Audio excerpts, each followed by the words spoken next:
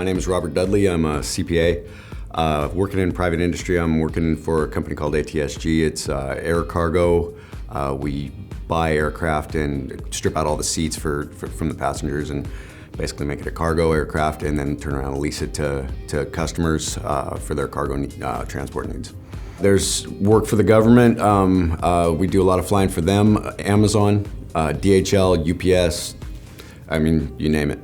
And now I'm working with Vena, modeling things, building financial models, running economics, building reports, trying to get dashboards in front of our executives. And clean data is that it's where it's at. If you don't have good data, you can't get to that strategic level. So that's what I really like about Vena is it's fluid, but it's multi-dimensional. It's more structured to where you can build it one time and just let it run. I've rebuilt the templates that they're using, and it's just gotten a little bit more efficient each time, and I just keep running with it. So it's so simple that I can hand it out to an airline or a ground support company, two totally different business worlds, and have them be able to open it and use it easily. So it's been a fluid process.